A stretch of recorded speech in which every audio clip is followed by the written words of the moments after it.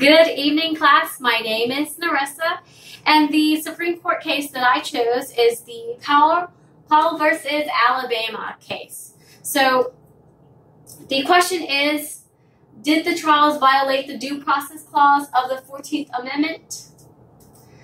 This case was decisioned back in the year of 1932, so it was a little while ago.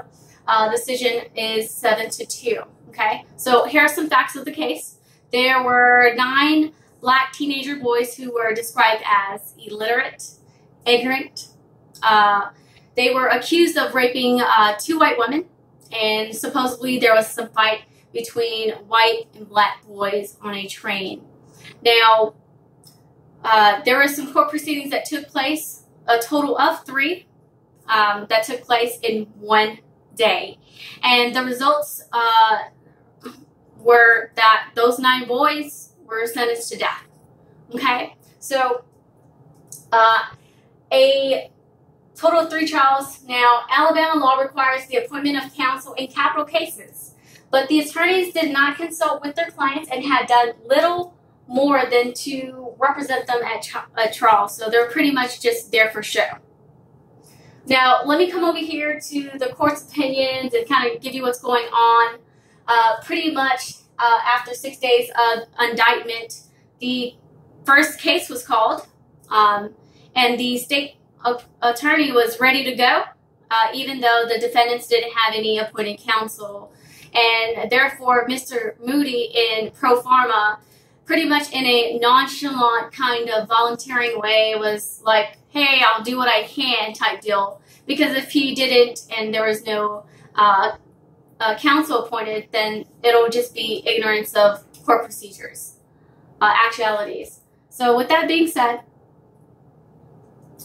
there was no investigation, no attempt to investigate.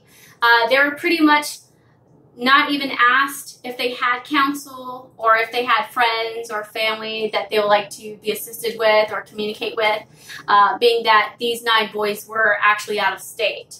So that's what's going on here. Now, the dissent here, Justice Anderson pointed out that these boys were out of state and had little time or opportunity to get in touch with their families and friends who were scattered throughout 2 other states. And time has demonstrated that that they could or would be represented by able counsel had a better opportunity being given by a more reasonable delay in the trial of these cases. Okay. Now, judging from the number of activity of the counsel that appeared immediately shortly after that conviction, Justice Anderson thought that, you know, maybe they would have had a chance for due process here. Now, there's a couple things that I wanted to read here with the dissenting opinion.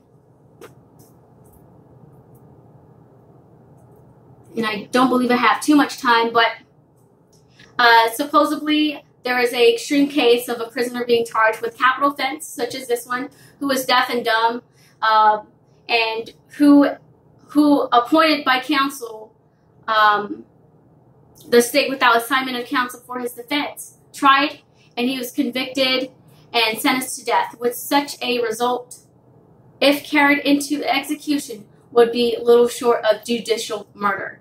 It cannot be doubted that it is a gross violation of the guaranteed due process of law.